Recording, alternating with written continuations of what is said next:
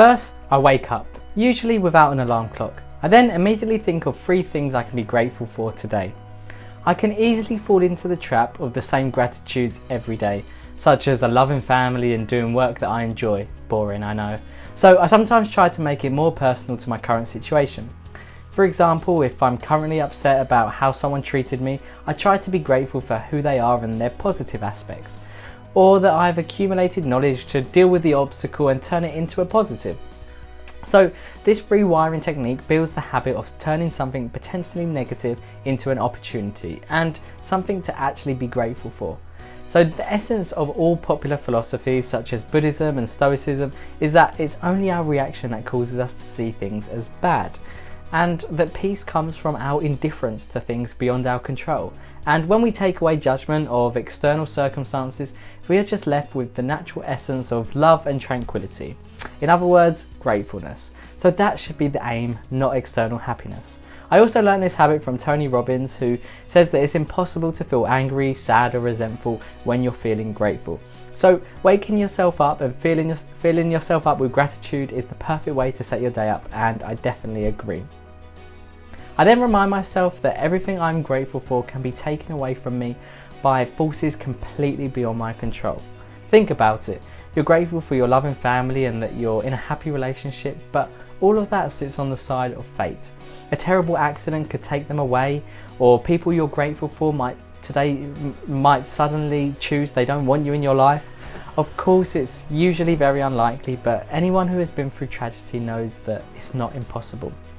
So reminding yourself of this in the morning might seem counterintuitive and, well, pretty depressing, but in truth it's the most liberating and joyous thought you can have. When someone dies or leaves your life, what do we think? We wish we appreciated them more when they were around, or that we visited them and asked them questions when we had the chance. So why leave that until after they pass? Why not bear that thought in mind while they're still here, so you can have less regrets afterwards? We can't bring back the people in our life that are already gone, but we can appreciate the ones that we do have while we have the chance. And that sounds like a pretty positive way of thinking to me.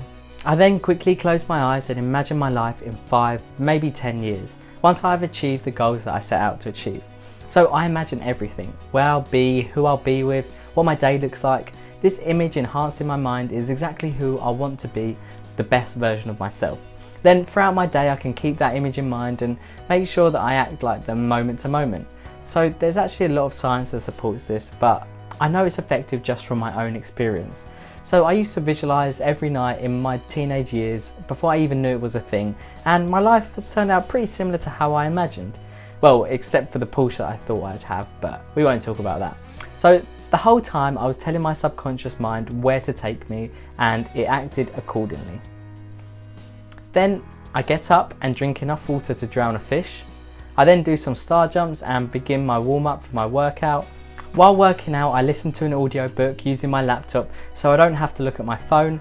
Sometimes I'll choose a YouTube video instead. There is a neat economic explanation. Then I do my most important priorities of the day, making sure that there aren't more than about 3, and I order them from hardest to easiest. I also turn off any other screens to try and make sure that I'm focused on deep work. I still haven't looked at my phone at this point. By this time it's usually lunchtime and I have the rest of the day to do anything else. So I'll get on with any chores that are maybe less important. I'll usually go for a walk and then do any work that isn't as urgent so I can get a head start on tomorrow. Maybe I'll have a nap, and I have to admit that's been happening quite a lot recently. I also look at my phone and my emails for the first time, but I may check WhatsApp web in the meantime throughout the morning in case there are any emergencies or anything urgent that I need to respond to. There usually isn't. And there we have it. That's how I start my day to maximize my productivity and my inner peace. I've lots of other habits that I do in the evening, like stretching and meditating, but what happens in the morning is much more significant for how effective I am for the rest of the day. Plus, the beauty of it is that by lunchtime I've done enough that I can be much more relaxed in the afternoon. Even if I just spend my afternoon like watching YouTube videos and going for a long walk outside of my actual 9 to 5 work. So I don't think that being busy is something to be proud of. I used to always tell myself that I was such a busy person, but that just made me more irritable and my work suffered. So I think 4 hours of deep work a day is all I need to feel fulfilled and productive, and I wouldn't sacrifice that feeling of peace for any amount of money. After all, I'd rather be poor with complete inner bliss than rich and miserable. But hey, why not aim for both? Anyway, thank you so much for watching. If you took any value at all from this video, I'd really appreciate if you could hit the like button and comment below your morning routine. So I post weekly videos on building discipline and an unbreakable mindset. If you're interested in improving your life, then hit the subscribe button and join the community. I've also released a free playbook for getting your life together. It takes you through the step-by-step process that I use for going from anxious and lazy to fulfilled and productive. It's completely free, so grab it while you can. It's the first link in the description, and I'll see you in the next one.